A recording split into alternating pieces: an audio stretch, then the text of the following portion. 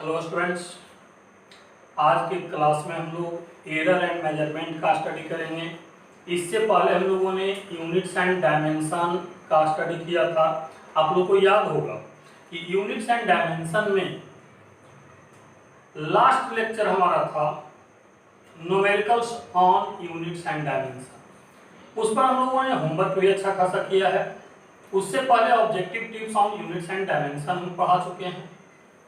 As I think कि units and dimension में आप लोग को और मेहनत करने की जरूरत है, क्योंकि उसमें हमने कहा था प्ले ऑफ फार्मूला है। जितना ज़्यादा फार्मूला के साथ आप प्ले करेंगे, बार बार रिपीट करेंगे, खास करके जो 10th पास स्टूडेंट क्लास में बैठे हैं उनके लिए बातें ज़्यादा जरूरी होता है।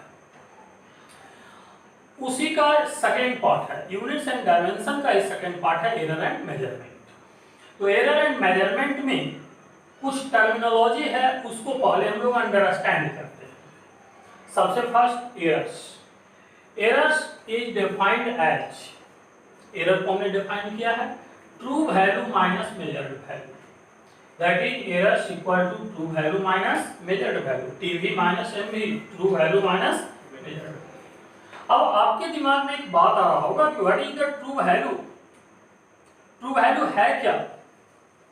ट्रू वैल्यू को अंडरस्टैंड करना है, मेजर्ड वैल्यू को अंडरस्टैंड करना है। मेजर्ड वैल्यू को अंडरस्टैंड करने के लिए एक एग्जांपल आपके सामने रख रहे हैं, उस एग्जांपल को आप देखें।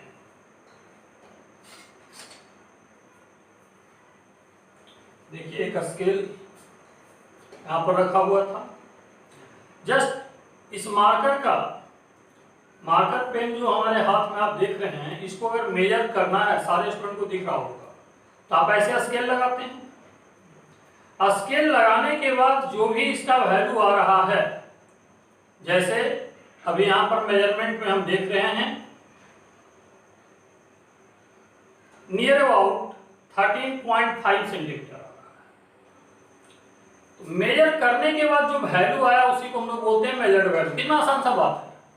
मेजर्ड वैल्यू टर्मिनोलॉजी क्या होता है, इंग्लिश टर्म जो आप समझते हैं मेजर्ड वैल्यू, मेजर करने के बाद जो वैल्यू आया मेजर्ड वैल्यू। बहुत सिंपल सी बात।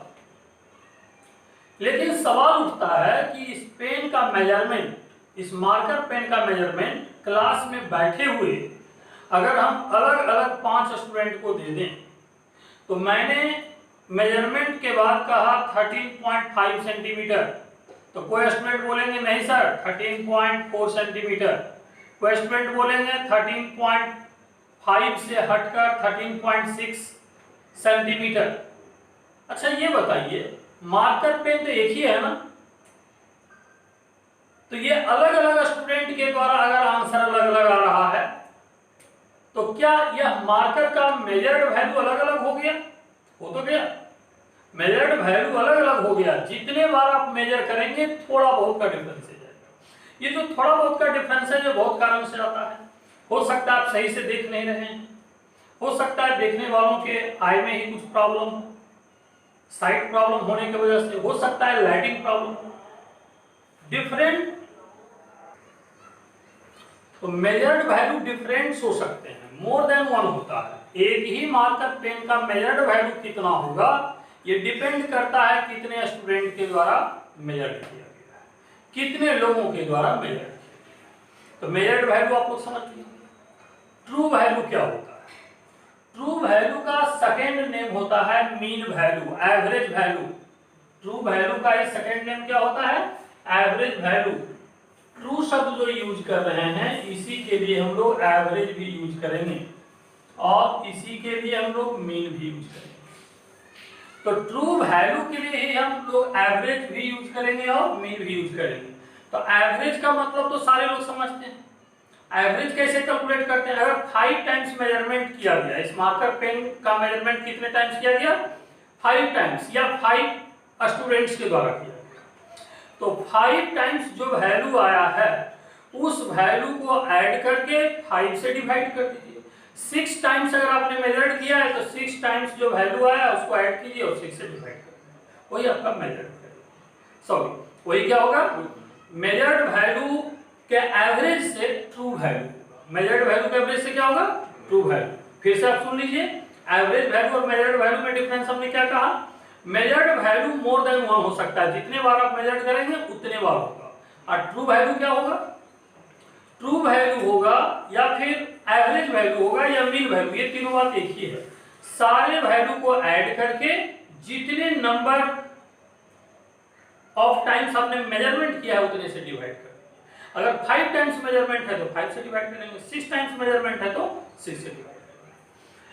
अब ये ट्रू वैल्यू और मेजर्ड वैल्यू मैंने यहाँ पर आपको जो लैंग्वेज में भी समझाया है, आगे हम कैलकुलेशन के थ्रू भी समझेंगे। Errors can be expressed in terms of the following. Errors can be expressed in terms of the following. यहाँ पर following में जो नंबरिंग हमने किया है 1 to 4, उसको आप ध्यान दें। In terms of the following: absolute errors, mean absolute errors, relative error और fractional error, percentage error। अब इतना सारा नेम हमने बता दिया, अब आपके दिमाग में चल रहा होगा ये सब होता क्या है, क्या होता है, हम बारी बारी से सबको डिस्कस करेंगे। लेकिन मैंने कहा एरर्स को एक्सप्रेस करने के लिए कुछ टर्मिनोलॉजी है, इस टर्मिनोलॉजी को आपको समझना होगा, इस टर्म्स को आपको समझना होगा। अब्सोल्यूट एरर्स क्या है, मीन अब्सोल्यूट एरर्स क्या है, रिलेटिव एरर क्या है, फ्रैक्शनल एरर और रिलेटिव एरर दोनों अलग अलग नेम है, फैक्ट सेम है, percentage error. To explain the एवं 4 टर्म्स, ये जो चारों टर्म हमने लिखा है इसको एक्सप्लेन करने के लिए लेट अस कंसीडर, हम लोग कंसीडर करते हैं a rod whose lengths L1, L2, L3, L4 and L5। अभी हमने समझाया था ये मार्कर पेन को अगर 5 टाइम्स मेजर करते हैं या 5 स्टूडेंट के द्वारा मेजर किया जाता है तो आप इस मार्कर पेन को रॉड भी मान सकते हैं, ये रॉड मान लीजिए, या फिर कोई दूसरे रॉड भी ले सकते हैं। उसका लेंथ का मेजरमेंट यहाँ पर दिया हुआ है।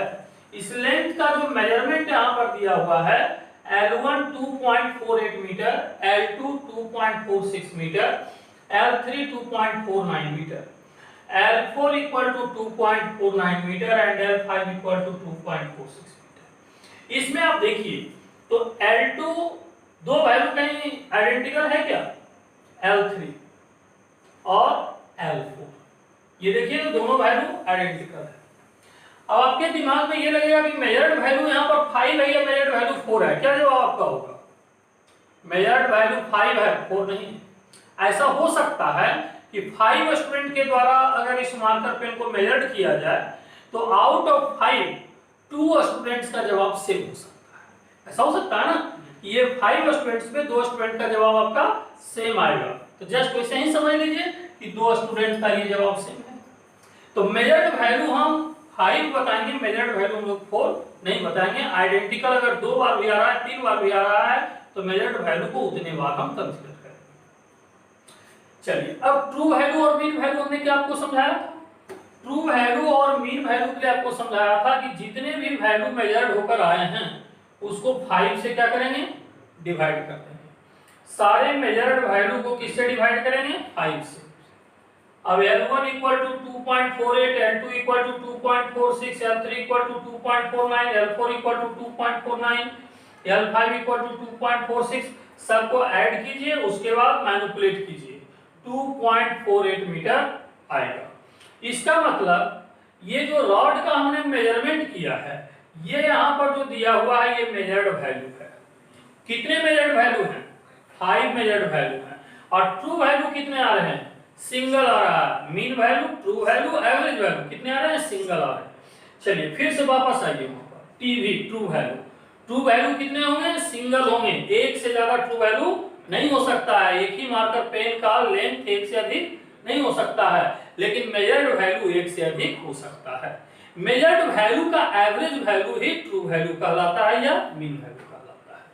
चलिए बोर्ड पर जितना टर्म लिखा हुआ था उसमें से अभी तक हमने 2 टर्म को एक्सप्लेन किया है कि मेजर्ड वैल्यू का क्या मतलब है और ट्रू वैल्यू का क्या मतलब है। अब एरर्स जब कैलकुलेट करना होगा तो ट्रू वैल्यू में से क्या करेंगे? ट्रू वैल्यू में से मेजर्ड वैल्यू को माइनस करेंगे।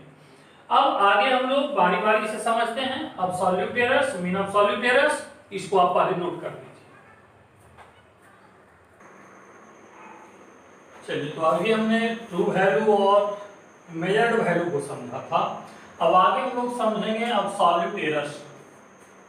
अब्सोल्यूट एरर्स को डिफाइन करते हैं true value minus mean value. हमने ऊपर ही लिखा था एरर्स का मतलब ही होता है अब्सोल्यूट एरर्स। एरर्स का मतलब अब्सोल्यूट एरर्स होता है। अब true value minus measured value करेंगे तो मेजर्ड वैल्यू जैसा कि हमने बताया 5 है, तो मेजर्ड वैल्यू 5 है लेकिन ट्रू वैल्यू क्या है, सिंगल है। तो आप 5 टाइम्स इसका माइनस करेंगे तो अब्सोल्यूट एरर्स कितने आएंगे, 5 टाइम्स। तो number of absolute errors is equal to number of measured value. जितने टाइम्स मेजरमेंट होगा उतने ही अब्सोल्यूट एरर्स होगा। Delta L1 equal to L1 minus Lm, delta L2 equal to L2 minus Lm, delta L3 equal to L3 minus Lm, delta L4 equal to L4 minus Lm, delta L5 equal to L5 minus Lm। अब यहां से देखो L1 minus Lm, L1 में से Lm को minus कर लीजिए, L2 में से Lm को माइनस कर लीजिए, L3 में से Lm को माइनस कर लीजिए, L4 में से Lm को माइनस। ये बारी बारी माइनस करने के बाद कहीं पॉजिटिव आएगा कहीं नेगेटिव आएगा। हमने मॉड वैल्यू इसलिए लगाया कि जो अब्सोल्यूट एरर्स कंसीडर करते हैं वो फाइनली टोटल हम पॉजिटिव वैल्यू लेते हैं, नेगेटिव वैल्यू नहीं कंसीडर करते हैं। चलिए अब फर्स्ट टर्म था अब्सोल्यूट एरर्स, सेकंड टर्म क्या था, मीन अब्सोल्यूट एरर्स। मीन का मतलब एवरेज से है, मीन का मतलब एवरेज से है। तो mean absolute errors I mean average absolute errors. तो फिर क्या करेंगे, जितने भी अब्सोल्यूट एरर्स हमने कैलकुलेट किया है सभी को ऐड करके 5 टाइम्स से डिवाइड करेंगे। 6 अब्सोल्यूट एरर्स रहेगा, 6 से डिवाइड करेंगे, जितने नंबर ऑफ अब्सोल्यूट एरर्स हैं उतने से डिवाइड करेंगे। अब देखिए सभी वैल्यू को यहां से हमने पिकअप किया, यहां पर पुटअप किया, फाइनली डिवाइड करके 0.01 मीटर आ रहा है। अब रिलेटिव एरर और फ्रैक्शनल एरर, नेक्स्ट टर्म क्या रहा है, थर्ड नंबर रिलेटिव एरर और फ्रैक्शनल एरर। रिलेटिव एरर या फ्रैक्शनल एरर ये delta Lm by Lm, delta Lm mean absolute error per unit mean value. Mean absolute error को जब mean value से divide हम लोग करेंगे तो रिलेटिव एरर या फ्रैक्शनल एरर का वैल्यू। इसके बाद क्या होगा, परसेंटेज एरर। परसेंटेज की बात आप लोग समझते होंगे, percentage error equal to fractional error multiplied with 100, fractional error into 100 I mean delta Lm by Lm into 100। अब यहां से वैल्यू आप देखें 0.01 डिवाइडेड बाई, देखिए तो पीछे Lm का वैल्यू हमने क्या निकाला था, 2.48 था, देख लीजिए ठीक से 2.48 इंटू 100। इसको कैलकुलेट करके बताइए तो आधे मिनट में कि क्या हो रहा है। This value is equal to, जैसा कि आप लोगों ने कहा कितना रहा है, 0.40%। अरे हमारा परसेंटेज एरर। अब देखिए बोर्ड पर लिखे हुए 4 टर्म्स था, 4 टर्म से पहले डेफिनेशन में था ट्रू वैल्यू, ये आपने समझा। ट्रू वैल्यू का मतलब एवरेज वैल्यू, मीन वैल्यू होता है, मेजर्ड वैल्यू जितने बार आपने मेजरमेंट किए, राइट। इसके बाद अब्सोल्यूट एरर्स, ट्रू वैल्यू में से मेजर्ड वैल्यू को बारी बारी से हम लोग सब्ट्रैक्शन करेंगे, जितने नंबर ऑफ मेजर्ड वैल्यू होंगे उतने अब्सोल्यूट एरर्स। सारे अब्सोल्यूट एरर्स का एवरेज निकाल लेंगे तो मीन अब्सोल्यूट एरर्स हो जाएगा। और रिलेटिव एरर या फ्रैक्शनल एरर के लिए क्या करेंगे, mean absolute error divided by mean value. तो percentage error, fractional error into 100, 0.40%।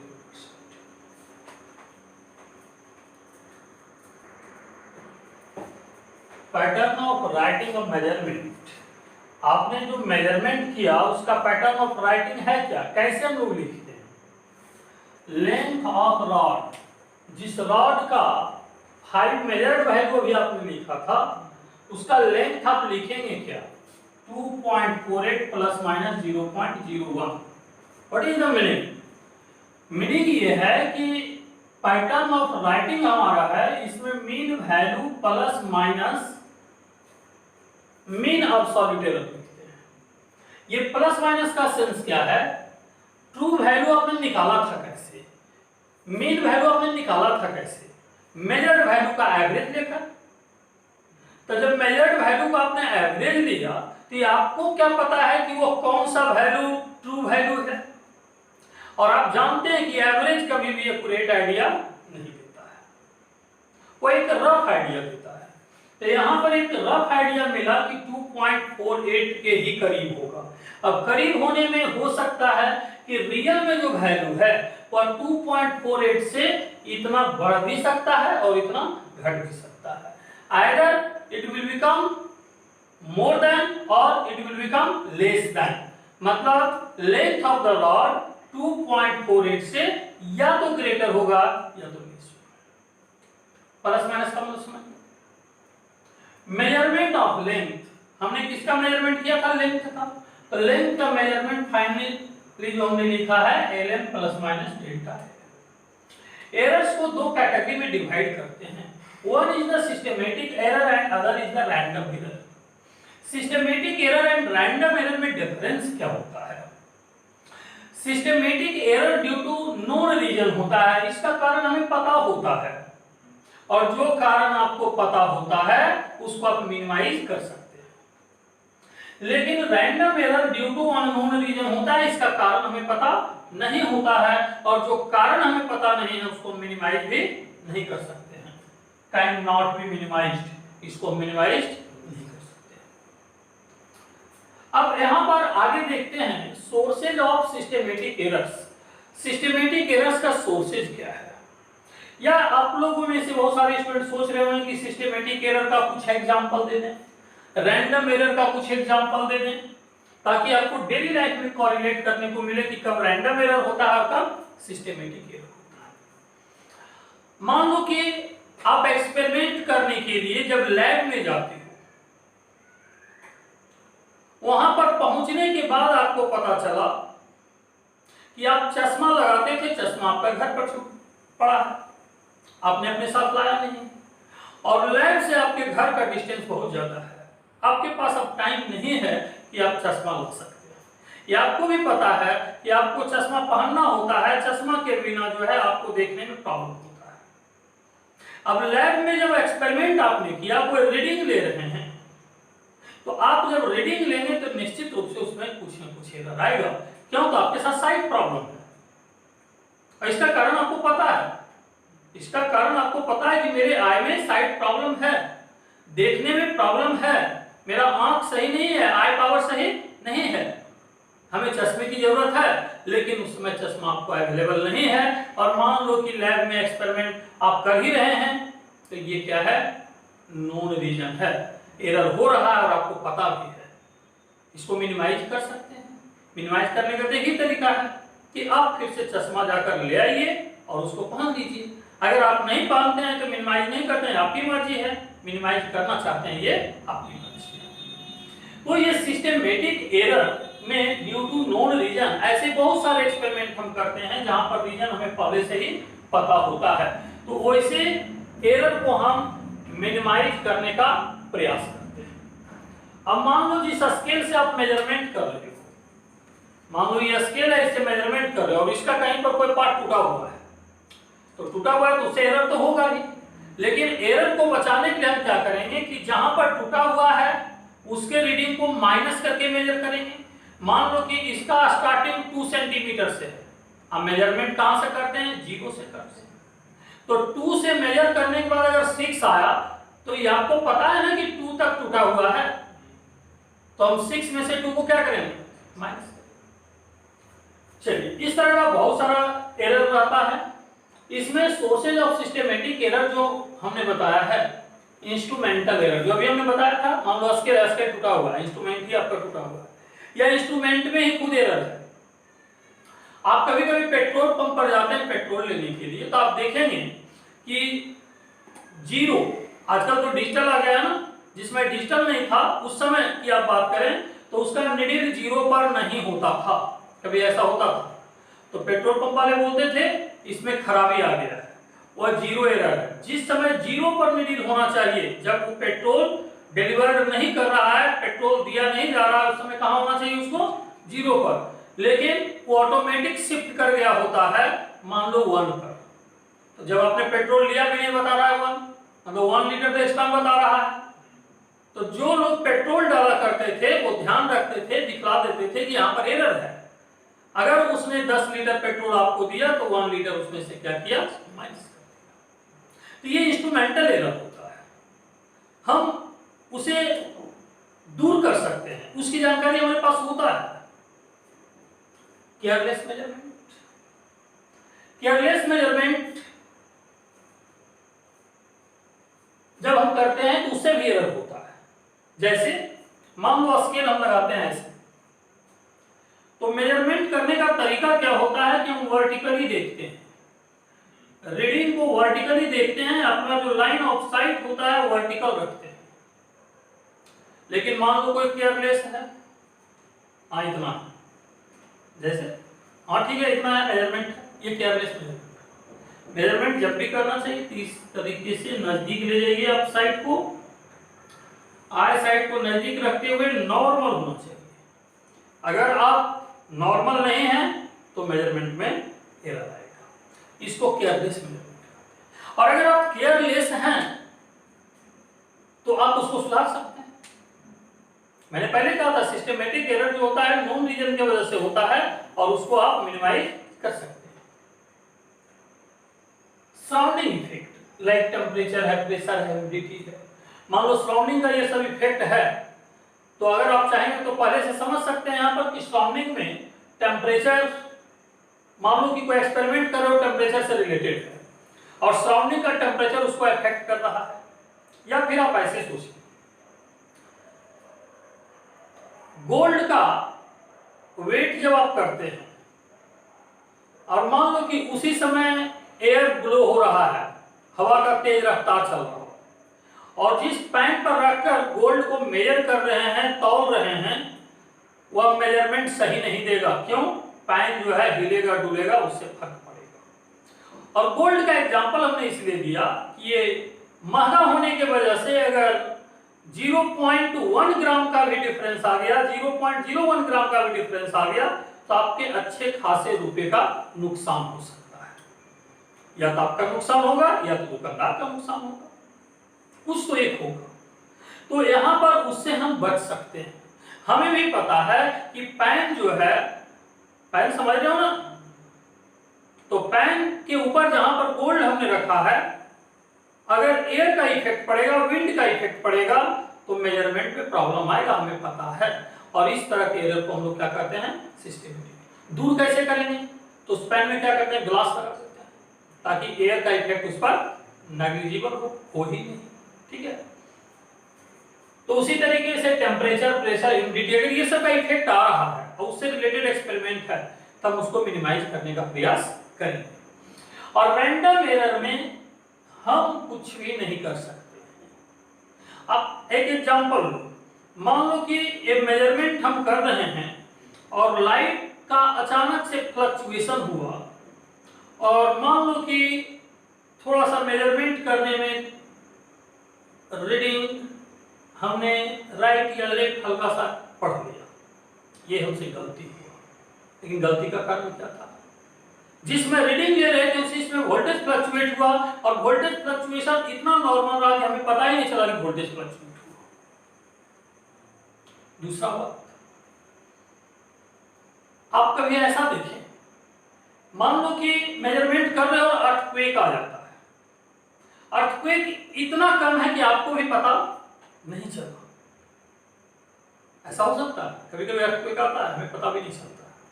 और उस समय रीडिंग आप ले रहे थे, आपको थोड़ी पता था कि अर्थक्वेक आने वाला है, उसको तो आप मिनिमाइज कर नहीं सकते हैं, अर्थक्वेक को तो आप रोक भी नहीं सकते हैं। इस तरह का एरर रैंडम एरर था। उस समय जो रीडिंग में एरर हुआ वो क्या होगा? Random error. वोल्टेज का अचानक फ्लक्चुएट कर जाने से अगर एरर हुआ तो वो होगा रैंडम एरर। लेकिन मान लो वोल्टेज पहले ही से फ्लक्चुएट कर रहा है और उसके बाद आप एक्सपेरिमेंट कर रहे हो, तब वो रैंडम एरर नहीं होगा, फिर सिस्टमेटिक। तो कभी कभी रैंडम एरर सिस्टमेटिक की ओर भी ट्रांसफर हो जाता है, डिपेंड करता है कि वह पहले से हमें पता है या नहीं है। चलिए, तो इस तरीके से हमने डिफरेंट एरर्स को देखा। अब इसके बाद हमारा नेक्स्ट जो स्टडी का पॉइंट ऑफ व्यू होगा प्रोपेगेशन ऑफ एरर। प्रोपेगेशन मतलब क्या होता है? आगे बढ़ना। एरर का आगे बढ़ना का क्या सेंस है? मान लो कि एक रॉड ये है और दूसरा रॉड ये है, दोनों का आपने मेजरमेंट किया। इसके मेजरमेंट में भी आपने एरर किया और इसके मेजरमेंट में भी एरर किया। अब कोई आपसे ये कहे कि दोनों का लेंथ को एडिशन कीजिए, जब दोनों का लेंथ ही आपने एरर के साथ मेजरमेंट किया तो दोनों को ऐड भी करेंगे तो एरर के साथ होगा। तो उस एडिशन में भी एरर ट्रांसफर करके, और इसको अगर माइनस करेंगे तब माइनस करेंगे वहां भी एरर ट्रांसमिट कर जाएगा, प्रोपेगेट कर जाएगा, आगे चला जाएगा। मतलब इंडिविजुअल एरर जो है वह एडिशन में भी चला जाएगा और सब्ट्रैक्शन में भी चला जाएगा। और दोनों के लेंथ को मल्टीप्लाई करेंगे तब वहां भी चला जाएगा, डिवाइड करेंगे तब वहां भी चला जाएगा। इसका मतलब क्या है कि कोई भी मेजरमेंट में जो हम एरर करते हैं वह एरर प्रोपेगेट जो है दो मेजरमेंट या दो से अधिक मेजरमेंट के एडिशन पर चला जाता है, सब्ट्रैक्शन पर चला जाता है, डिवीजन पर चला जाता है, मल्टीप्लाई पर भी चला जाता है। आखिर एडिशन, सब्ट्रैक्शन, मल्टीप्लाई और डिवीजन वैल्यू को कैसे अफेक्ट करता है, हम उसका स्टडी इसमें करते हैं प्रोपेगेशन ऑफ एरर में। प्रोपेगेशन ऑफ एरर में एडिशन कॉन्सेप्ट देखते हैं, एडिशन में प्रोपेगेशन कैसे होगा, सब्ट्रैक्शन में प्रोपेगेशन कैसे होगा, मल्टीप्लिकेशन में कैसे होगा, डिवीजन में कैसे होगा। इतना नोट कर लीजिए। उसके बाद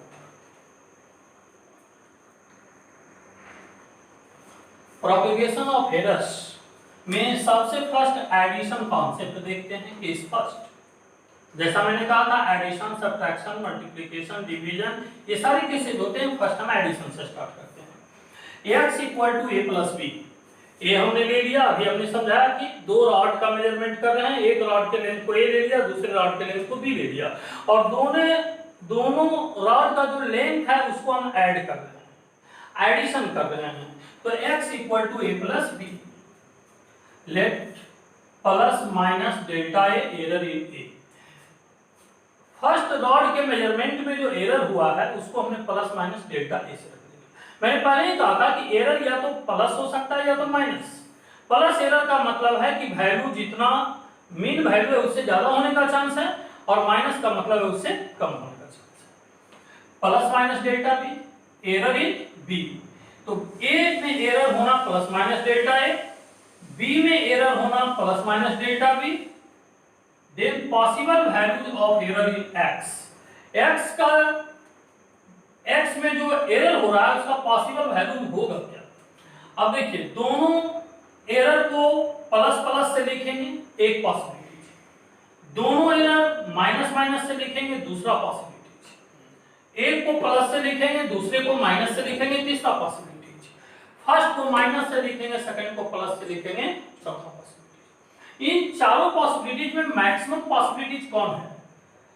जो बीच में प्लस साइन आ रहा है मैक्सिमम पॉसिबिलिटी दे रहा है, और बीच में माइनस साइन आना मैक्सिमम पॉसिबिलिटी नहीं है। तो maximum possible error in addition delta x max equal to plus minus delta a plus delta b। We have to reject, हमें रिजेक्ट करना है किसको? Delta a minus delta b। क्यों? ये मैक्सिमम एरर नहीं होता है। यहां पर जब हम एरर पढ़ते हैं, प्रोपेगेशन ऑफ एरर पढ़ते हैं, तो propagation of error maximum study करते हैं कि मैक्सिमम प्रोपेगेशन कितना हो रहा है, हम मिनिमम की बात नहीं करते हैं, इसलिए इसको रिजेक्ट करते हैं। We have to reject delta a minus delta b minus delta a plus delta b। Now relative error delta x maximum possible error divided by x equal to plus minus delta a plus delta b divided by a plus b। ये बात समझ रहे हैं ना? ये delta x max का value हमने लिख दिया, मैक्सिमम पॉसिबल एरर, और divided by a plus b जो इसका ट्रू वैल्यू था, मीन वैल्यू था, वो हमने नीचे लिखा। ये एडिशन का हमारा कॉन्सेप्ट है। जैसे हमने केस फर्स्ट देखा उसी तरीके से केस सेकंड होगा। केस सेकंड में देखिए तो क्या चेंज होगा?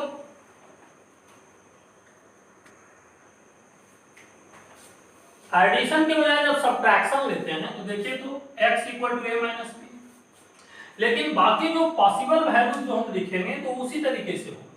पॉसिबल वैल्यूज में यहाँ पर अगर प्लस लेंगे और यहाँ पर प्लस तो एक प्लस एक माइनस, फिर ये साइड अगर माइनस लेंगे तो माइनस माइनस प्लस, तो ये प्लस ये भी प्लस, उसी तरीके से चार पॉसिबिलिटी यहाँ भी आएगा, delta x1, delta x2, delta x3, delta x। को ये बात समझ रहे हैं ना कि सब्ट्रैक्शन और एडिशन दोनों में चारों पॉसिबिलिटीज का कोई डिफरेंस नहीं होगा, उतना ही। मैक्सिमम पॉसिबल एरर की बात करेंगे तो हम पॉजिटिव वाला लेंगे, बीच में जो पॉजिटिव होगा वो मैक्सिमम देगा, बीच में नेगेटिव होगा वो मैक्सिमम नहीं देगा, तो ये हो गया maximum possible. We have to reject, जैसे रिजेक्शन वहां आपने किया था मैक्सिमम के बाद के वैल्यू को, वैसे रिजेक्शन यहां भी करना। रिलेटिव एरर लिखेंगे तो अंतर क्या पड़ेगा कि maximum possible error divided by x, x के जगह पर अब a प्लस b नहीं देंगे बल्कि a माइनस b देंगे। तो आप देख लीजिए फिर से एडिशन और सब्ट्रैक्शन का जो प्रोपेगेशन ऑफ एरर है उसमें डिफरेंस क्या आपको मिला, सिर्फ कि a प्लस b के बजाय a माइनस b लिखेंगे, और डेल्टा a डेल्टा b का जो डेल्टा a डेल्टा b से जो मैक्सिमम पॉसिबल एरर निकाल रहे थे उसमें कोई डिफरेंस नहीं आएगा।